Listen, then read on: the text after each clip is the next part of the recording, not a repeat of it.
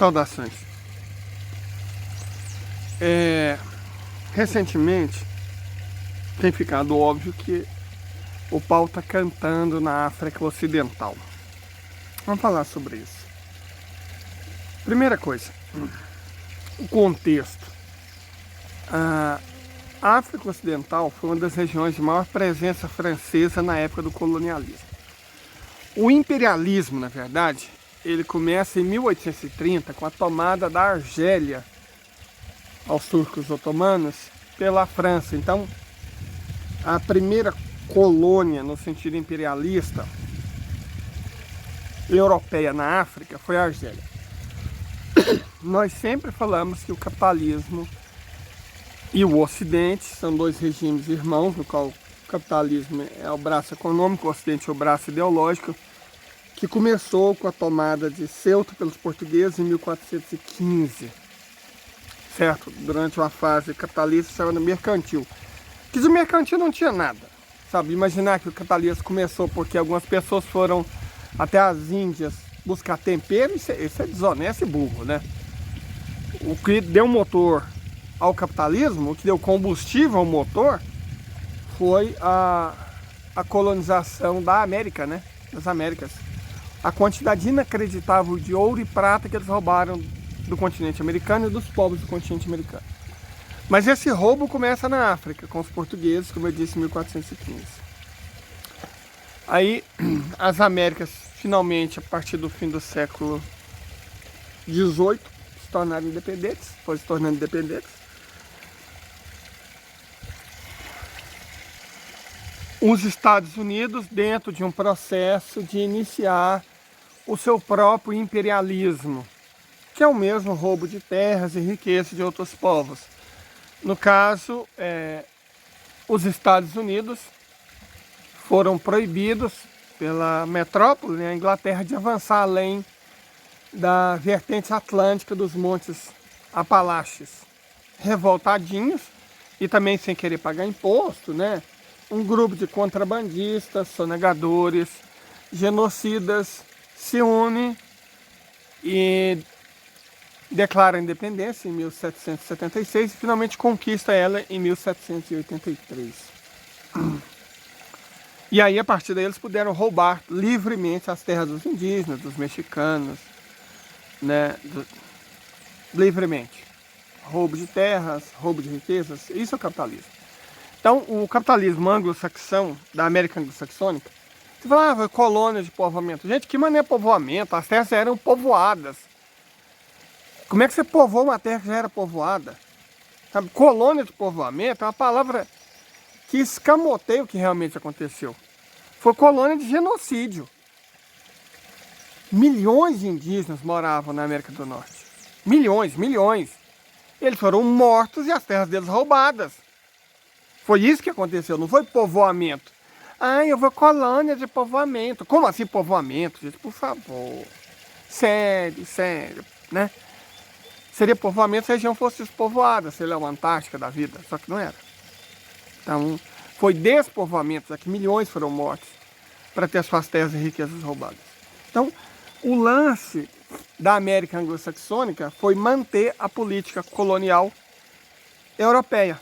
Só que agora é feita por gente vinda da Europa, mas não necessariamente conectada politicamente com a Europa, conectada apenas ideologicamente. É nesse sentido que a gente pode definir os Estados Unidos como uma gerontocracia. O Canadá é um pouco melhor que isso. Na verdade, o Canadá não é melhor que os Estados Unidos, de forma alguma. Então, isso posto, aí os países da América do Sul, mais uma vez, as próprias elites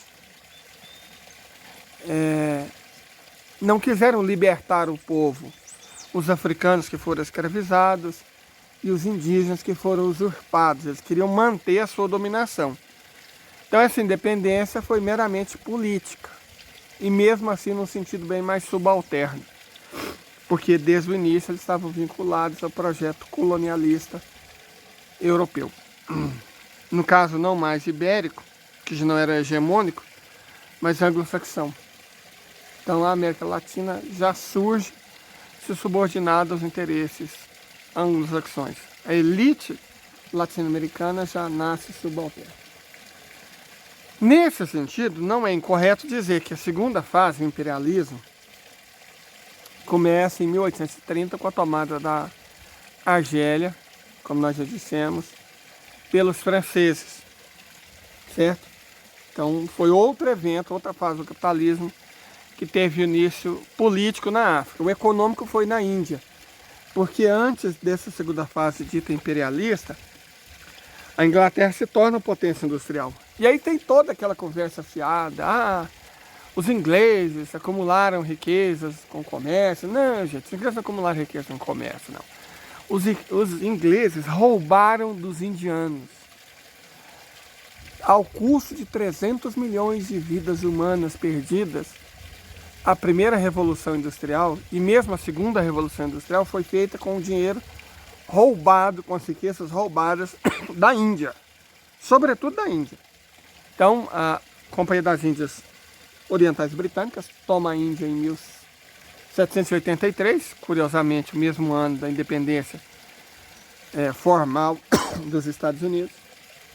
E o dinheiro que a Companhia das Índias Orientais Britânica rouba da Índia garante a primeira Revolução Industrial.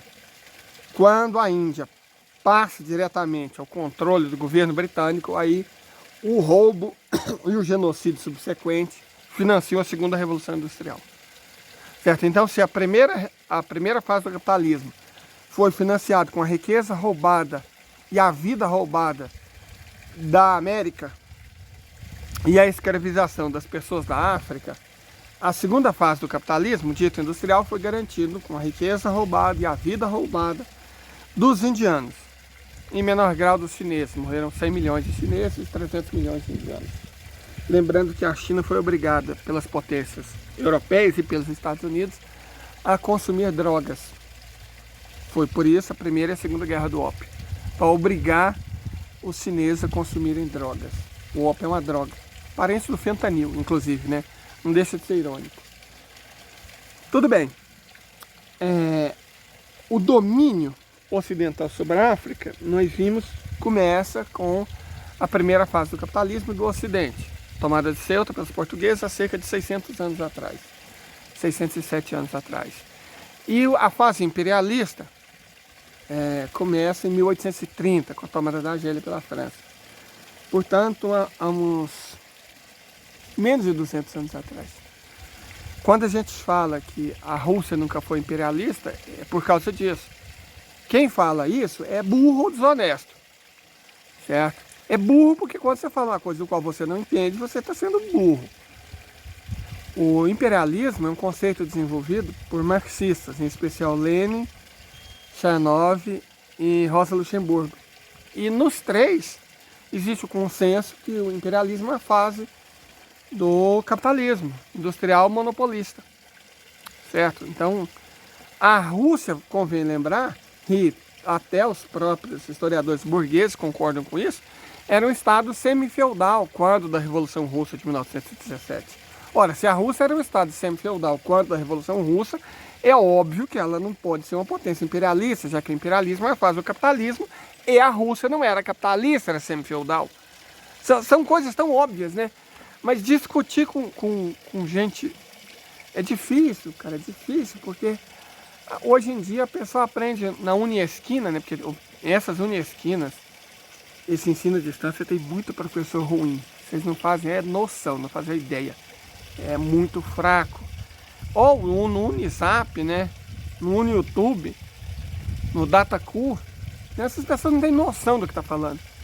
Eles só repetem as porcarias que ouvem, né? Que vêm por aí, sem noção do que está falando. De toda forma, aí nós temos a terceira fase do capitalismo. Essa é mais interessante. A terceira fase do capitalismo, ela começa a ser desenvolvida mais ou menos nos Estados Unidos, a partir de 1970, mais uma vez com uma vinculação muito interessante com a China. O que possibilita a emersão dessa terceira fase do capitalismo financista foi o fato de eles terem podido transferir a produção, mas sem a geração de riqueza, podendo, na verdade, roubar a riqueza, mesmo transferindo a produção para outro país. E esse país foi a China. o Mao Zedong restabelece as relações com os Estados Unidos. E o Deng Xiaoping faz um acordo extremamente inteligente com o Ocidente. Deng Xiaoping ele teve que fazer sacrifícios. É só importante lembrar que a vida do chinês médio no fim do governo de Deng Xiaoping era pior do que a vida do chinês médio no fim do governo do Mao Zedong. Isso é estatística, isso não mente não, tá? Esse negócio de Mao Zedong destruiu a China e Deng Xiaoping recuperou ela, isso é burrice, lembra? Burrice, falar coisa que você não sabe. Então, as estatísticas, elas existem, bebê. Elas dizem exatamente o contrário. Um chinês médio vivia muito melhor no último ano do governo de Mao Zedong do que no último ano do governo de Deng Xiaoping. Mas a gente não vai criticar Deng Xiaoping por isso, porque ele fez o que tinha que ser feito para mirar o futuro, certo? E aí, se vocês me permitem uma parte, eu quero mostrar uma coisa aqui, que muita gente fala que a Índia vai ser uma nova China. Cara, não vai ser. A Índia não vai ser uma nova China. Sabe por que a Índia não vai ser uma nova China? Deixa eu explicar para vocês. Cada vez importa menos. Perdão pela pausa, eu tive que tossir. Mas voltando. A Índia nunca será uma nova China por um motivo simples. A Índia tem 500 milhões de analfabetos.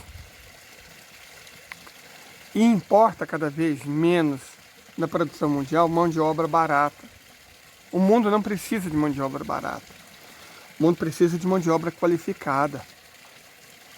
Com 500 milhões de analfabetos, o potencial da Índia vai ser alcançado na década que vem. Depois ela vai travar. Não tem engenheiros em quantidade suficiente, não tem cientistas em quantidade suficiente, não tem consumidores em quantidade suficiente, não tem mão de obra qualificada em quantidade suficiente. Simples assim.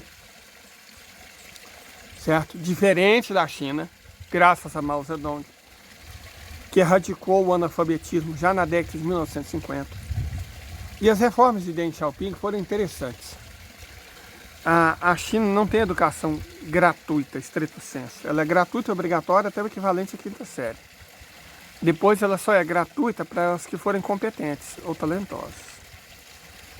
Os que não quiserem estudar, os que têm nota baixa, os que não são talentosos, e talentosos não é no sentido só de nota, não. Música, arte, esporte. Se você for talentoso, o governo chinês banca a sua vida inteira no estudo. Se você for.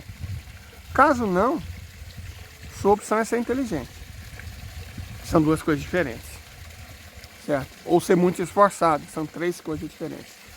A China não banca o estudo para os que são mais burrinhos, não banca o estudo para quem não se esforça, não banca o estudo para quem não tem talento. São recursos limitados, ela prefere privilegiar os melhores. Mas garante o básico, saber ler, escrever, para todos os chineses. Certo? A Índia nem isso, como eu disse, 500 milhões. Metade dos analfabetos do planeta Terra estão na Índia. E a Índia vai bater no teto na década que vem. Correto? Ela nunca vai ser uma nova China. Imaginar, ela é o país que mais cresce ao lado da China hoje em dia e vai continuar sendo assim por mais 10, 15 anos. Depois para. Vai crescer a taxas normais porque, né? Os 500 milhões de analfabetos vão cobrar seu preço. Não vão dar conta mais de prosseguir. É igual o Brasil, gente. Se o Brasil não fizer uma coisa rápida, nosso futuro é ser o que a Argentina está sendo hoje. Agronegócio não gera emprego. Mineração não gera emprego, não gera renda, não gera desenvolvimento. País que vive da exportação de produto agrícola e mineral é país africano do século passado, cara. Futuro não é soja, não. Que é um grão usado para fazer ração para porco. Futuro não é milho, não, que você dá para galinha. Futuro não é sorgo, que você usa como substituto do milho. Futuro não é minério de ferro, que é só uma pedra. Certo? Isso não é futuro, não. A bauxita é pouco mais que um barro. Isso não é futuro, cara. De verdade, isso não é. Nós temos que abolir logo a Lei Candir. Temos que destruir nosso agronegócio. Tão cedo quanto possível, ele tem que ser destruído. Não quer dizer que o Brasil deva deixar de exportar produtos agrícolas de forma alguma. Só que tem que ser feito pela agricultura familiar, que gera emprego, renda e desenvolvimento. Certo? Não pelo agronegócio, que é um modelo predatório, explorador, que está destruindo o nosso patrimônio, na verdade. Quando você destrói uma espécie, são destruídas milhares de espécies, extintas milhares de espécies, para virar um deserto ocupado por soja, milho, sorgo, algodão. Você sabe as substâncias que essa espécie tinha, podia ser usado na química fina, na indústria farmacêutica, em tanta coisa que está perdido para sempre, se a gente nem sabia o que é. Isso tudo para que fazendeiro, latifundiário, ganhe dinheiro. Então não compensa destruir um país para que 10, 20 mil pessoas ganhem dinheiro, não. Nós somos 200 milhões. Aliás, nós não sabemos quanto nós somos, né? Porque o censo foi feito nas coxas. Esse censo é uma piada de mau gosto. Esse censo é uma piada de mau gosto. Foi a patada final que o bolsonarismo deixou para o nosso país. Mas voltando para o que a gente estava comentando. A verdade é que a terceira fase do capitalismo começa quando os Estados Unidos e logo em seguida a Europa, eles conseguem convencer a Europa e em parte, só em parte, o Japão a transferir fábricas para países terceiros, normalmente da Ásia, né? Para que eles pudessem ficar com parcela do lucro. A ideia original era, você coloca trabalhador do leste asiático para fazer os produtos, fica com lucro para você e você não tem que se dedicar à produção. A Bolsa de Valores dos Estados Unidos negocia 46 trilhões de dólares. Um 1% mais rico é dono de metade disso, equivalente ao PIB dos próprios Estados Unidos, 23 trilhões.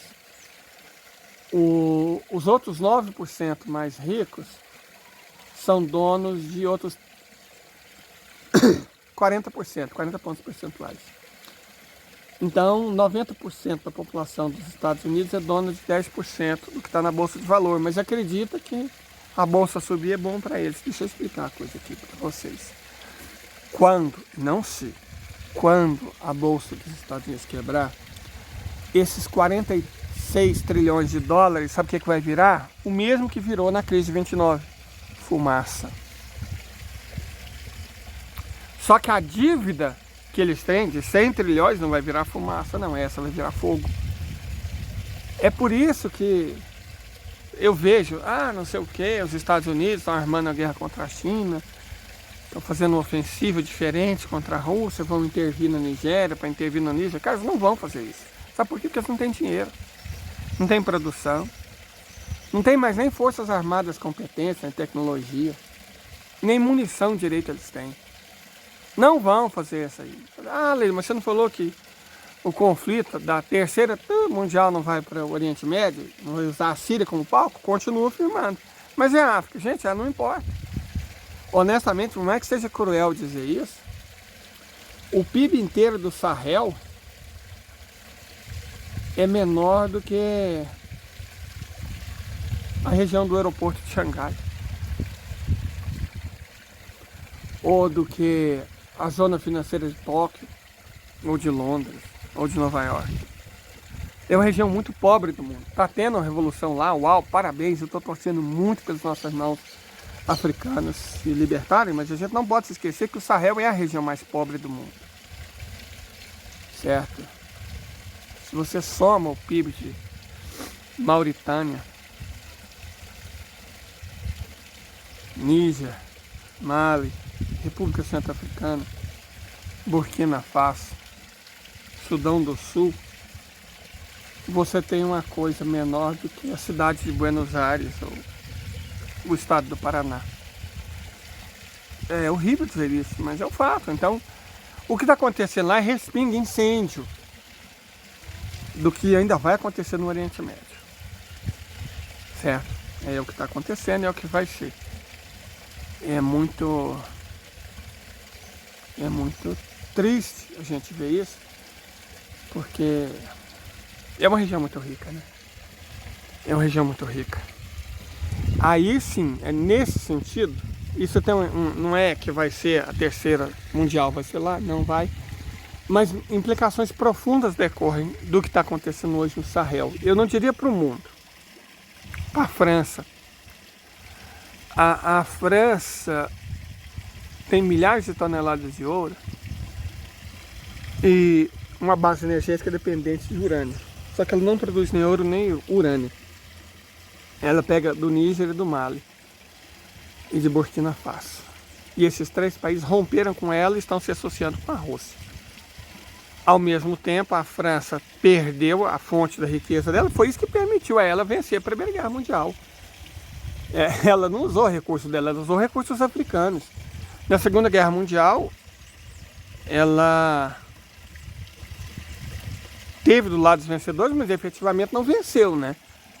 Ela não venceu, ela foi libertada pelos Estados Unidos, pela Inglaterra. Ela venceu a primeira, depois começou perdendo. E mesmo assim financiado com dinheiro retirado da África. A França não tem riqueza, como a Europa não tem riqueza. Ela tira essa riqueza da África. Por isso, as mudanças que estão acontecendo na África Ocidental, uma região em que historicamente o imperialismo francês atua, terão um impacto muito profundo na França, já estão tendo. Me permita mostrar alguns vídeos, por gentileza. Depois do anúncio do nosso número de Pix.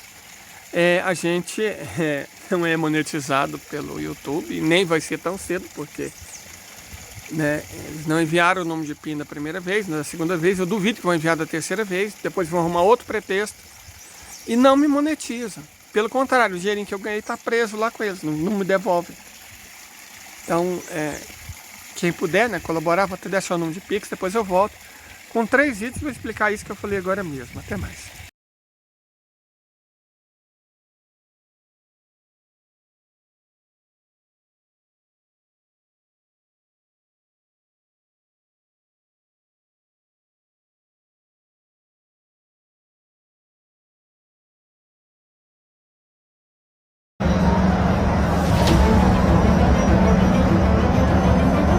Vemos que es un caos, parece peor que Ucrania.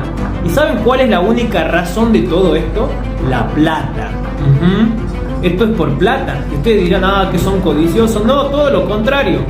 El pueblo francés se cansó de que Macron gaste y gaste plata de ellos en una guerra ajena. Claro, financiando armas, financiando de todo a Ucrania. Y eso no es todo. Ya al principio estaban enojados porque Macron dijo: vamos a comprar el gas más caro del mundo, que es el gas de los americanos. Porque ya saben, Putin es el enemigo de Estados Unidos y inició una guerra en Ucrania. Entonces, como sanción, todos los europeos hicieron caso a Estados Unidos de que no le compren gas barato a Rusia, que le compren un gas muy caro a ellos, porque ellos son los buenos. Y bueno, ahí ya empezó la pica, el francés se le subió todo de precio, le empezó a alcanzar menos la plata. Y Macron seguía mandando plata a Ucrania, seguía gastando plata que ellos no tenían. Entonces Macron dijo, bueno, para seguir apoyando la guerra en Ucrania, la guerra de la libertad, todos van a tener que trabajar más años, porque ya no alcanza y vamos a sacar plata de la jubilación de ustedes. Así que hizo aumentar los años de jubilación en Francia. Entonces el francés salió y empezó a protestar, mataron a un chico y desencadenó en esto, un chico de 17 años. Mirá el quilombo que se armó en Francia. La tensión que se está viviendo en Francia empieza a llamar bastante la atención. En nuestra primera nota tenemos que comentar que el presidente francés Emmanuel Macron se está reuniendo de emergencia con todos sus ministros y es que no hay una respuesta contundente a lo que está sucediendo en Francia. La cantidad de manifestaciones han empezado a girar en torno en una espiral de preocupación dentro de los propios franceses. Y es que el presidente Macron no ha logrado calmar este escenario y para algunos esta ha sido la gota que derramó el vaso. En otra nota igual de relevante, tenemos que comentar lo que algunos ya han empezado a llamar el final del dólar, y es que se dice que la desdolarización está siendo impulsada por la deuda de Estados Unidos que se está disparando, y es que según diferentes inversionistas y gente de peso, esta situación ha hecho que se pueda afirmar, por ejemplo, que Estados Unidos es el país más deudor de la historia de la humanidad. Casi $97,000 por cada habitante estadounidense es lo que le está debiendo el gobierno estadounidense al resto. Por fim, eu mantenho as minhas previsões de que a continuação da Terceira Mundial vai ser no Oriente Médio, o palco a Síria, mas só para atingir o objetivo, que é a entidade sionista, e que o que está acontecendo na África é rescaldo. com consequências profundas para a França e também para os Estados Unidos e para o Ocidente em geral. E como eu disse, o Ocidente é uma ideia horrível, né? E ele tem que acabar. Uma hora tem que ter fim. E eu acredito que o fim está próximo. Não vai ser o apocalipse, como as nossas pessoas muito religiosas pensam, né? Até porque o apocalipse fala sobre o passado, cara. Ele não fala sobre o futuro. Diferente do que os crentes ignorantes acreditam, o apocalipse é uma série de metáforas sobre a época presente, sobre o passado. Não tem nada a ver com... As pessoas não entenderam nada. Na verdade, esse é o combustível, né? Da religião do dinheiro, da teologia da prosperidade. Confundir a palavra de Cristo. É importante ter fé, esperança e amor, mas o mais importante é amor. Não julgue para não ser julgado, não condene para não ser condenado. Perdoa 70 vezes 7, se for possível, se for necessário. Isso é cristianismo. Ame ao seu Deus acima de todas as coisas e ao próximo como a ti mesmo. Pronto, fechou o cristianismo. O resto é, né? O que for contra isso não é cristianismo. Mas as pessoas têm o direito de ser muçulmanas, budistas, neopentecostais, candomblé, umbanda, ateus, agnósticos. Como na própria época de Jesus, né? Tinha gente de todo tipo. Jesus nunca condenou quem pensava diferente. Nem falou que as pessoas que pensavam diferente tinham que ser salvas. Tinha que ser salvos os que se encontrassem perdidos e os que buscassem salvação. É tipo psicólogo, né? Psicólogo não salva ninguém. Ele não sai andando na rua falando: fala aí sobre o seu passado, como é que foi a sua relação com pai e mãe, vamos discutir seus traumas. Psicólogo não faz isso, cara. Você tem que ir atrás. Você tem que ir atrás da terapia. Ela não vai atrás de você. Ela não vai mesmo atrás de você. É você que tem que ir atrás dela. Certo? Simples assim. Com o cristianismo é a mesma coisa. Deveria ser com qualquer religião, né? Religião é tipo o órgão masculino. É normal ter e normal não ter. Uns têm, outros não têm.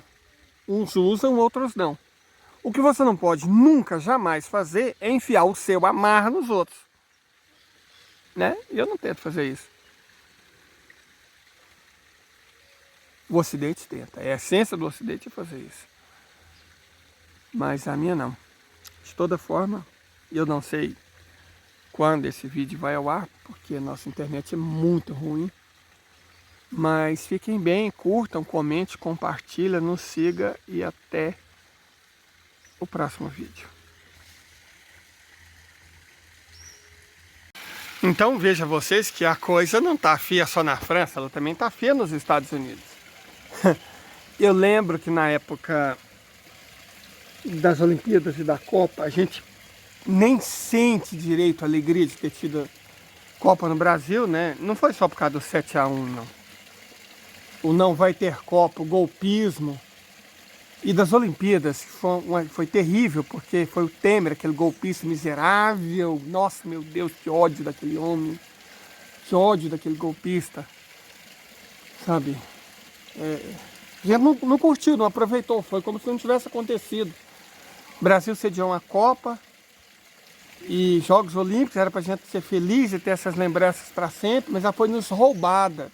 Claro, isso foi proposital, né?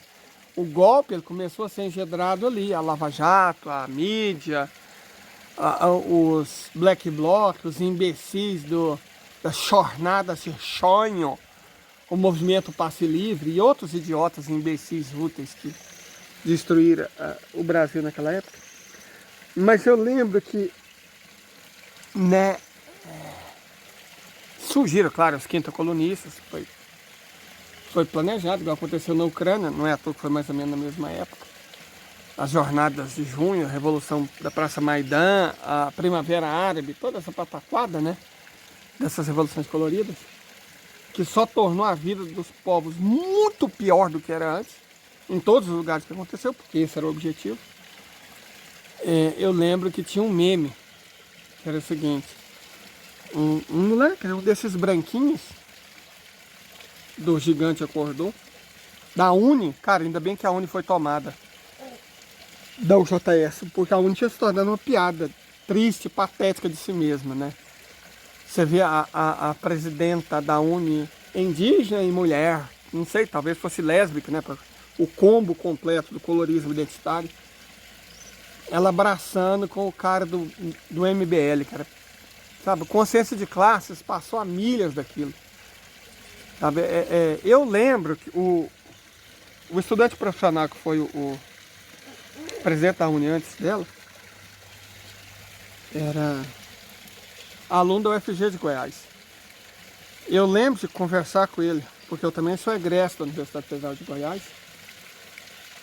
E aí eu falei, na cara dura, falei, cara,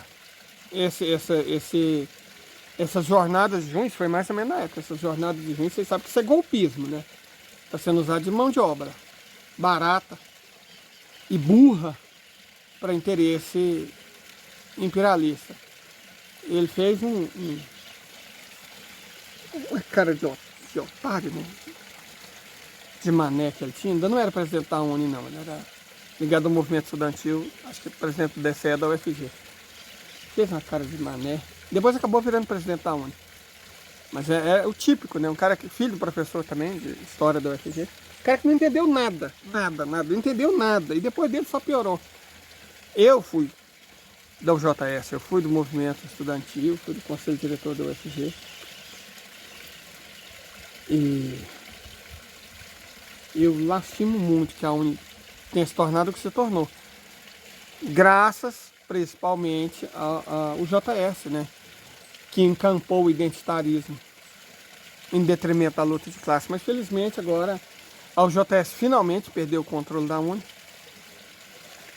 E agora a gente pode esperar que a Uni volte a ser relevante novamente, em vez de ficar fazendo antessala para fadinha de floresta, verdismo ongueiro e gente colorida por aí. Então a gente pode torcer para que novamente a luta de classes volte a triunfar. Mas de toda forma o assunto não é esse, eu estou falando do meme. O meme era um desses branquinhos, né? Reclamando, o meu todinho veio sem canudinho. Esse é o país que quer sediar a Copa. E esse meme é importante, cara, porque de fato é isso que a gente está vendo. Os Estados Unidos é uma democracia burguesa, então nunca foi uma democracia de verdade, né? Vamos ser honestos aqui. Eu sou anarquista, todo governo é ditatorial. Só que existem dois tipos de ditadura. A da burguesia e do proletariado. Democracia burguesa é uma forma de você camuflar a ditadura da burguesia. Eu sou anarquista realista por quê? Porque sempre que... nós não temos no mundo hoje as condições para a emersão do anarquismo. A não ser enquanto experiências pontuais. Nós não temos condição de ter uma sociedade anarquista global. Então, enquanto isso, se todo governo é ditadura, eu prefiro ditadura do proletariado. Certo? Vou ter que escolher. Né? Eu posso dar uma de PSOL, fingir, não tem escolha. Né? Então, vamos com o nosso silêncio tácito, com nossa obstrução a quem quer fazer alguma coisa, prejudicar o PT, e aí a gente ajuda a grande burguesia, mas eu sei que eles são maus, mas vamos ajudar mesmo assim. Tipo o indígena, né, do Equador, que convenceu os indígenas equatorianos a se abster e permitiu a eleição de um banqueiro, ou tipo os colorides do Chile, frouxos, que em vez de impor o nome do Partido Comunista ou do Partido Socialista, fez uma consulta interna entre os jovens. O jovem, por definição, é burro. Ele é burro, ele não tem experiência, não tem conhecimento, ele é burro. Eu falo isso com tranquilidade porque eu já fui jovem. E adivinha o que eu era? O cara mais arrogante e convencido do mundo. Eu tinha um rei na barriga, eu sabia de tudo. Portanto, eu era burro. O jovem é burro.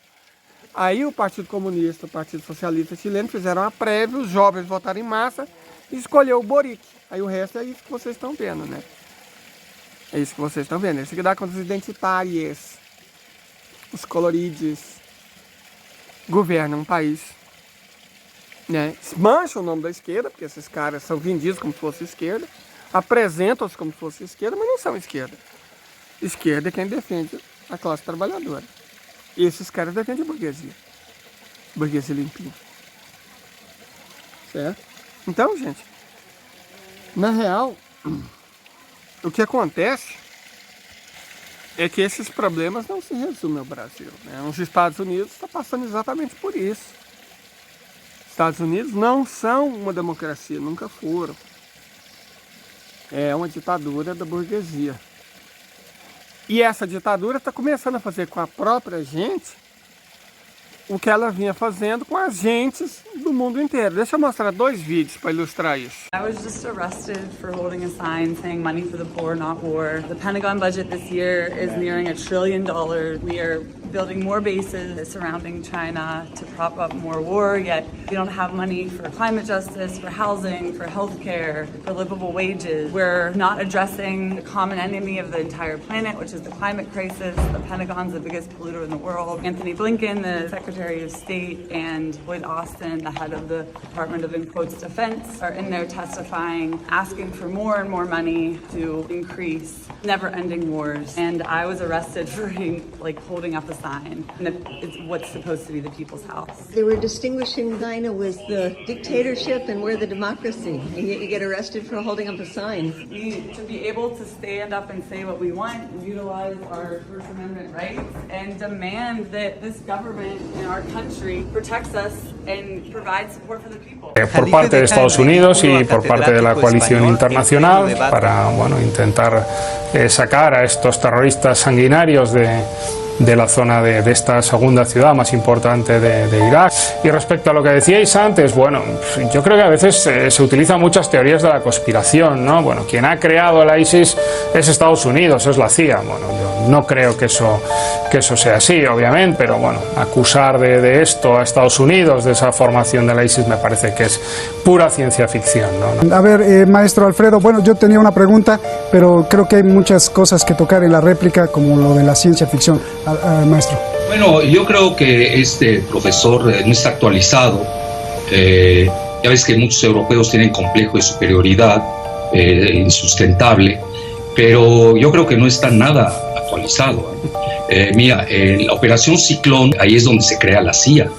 Eso ya lo confesaron ellos. Segundo, el director de la CIA, exdirector de la DIA, Defense Intelligence Agency, nada menos que el teniente general McClain, yo creo que el otro invitado no se ha enterado ni de eso, precisamente acusó a Obama, a los Clinton, a los Bush, de haber creado al ISIS, al Daesh.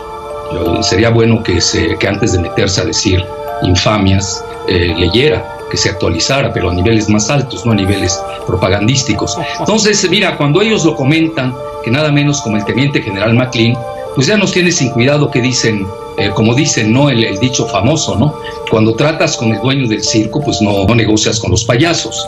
Mira, aquí también sale sobrando qué piensan unos u otros, incluso yo, cuando los mismos actores así lo ven. Los grandes geoestrategas de Estados Unidos, de Rusia y de India así lo ven. Así como te lo comento, no creas que son ideas mías. Y es muy fácil denostar, decir teorías de la conspiración, cuando yo ni siquiera, a mí no me interesa decir eso, ¿no?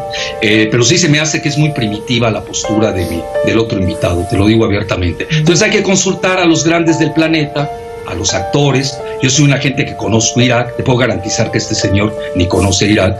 Para llevar el debate en aspectos académicos, pues sí, me gustaría también tu réplica al maestro Alfredo. Pues la verdad es que no tengo nada que decir, ¿no? A alguien que que lo sabe todo, ¿no? Y que me llama primitivo y que tengo complejo de superioridad, etcétera, pues creo que no tengo nada que decirle, ¿no? Este señor. Bien. Simplemente reitero que creo que todo lo que cuenta son patrañas.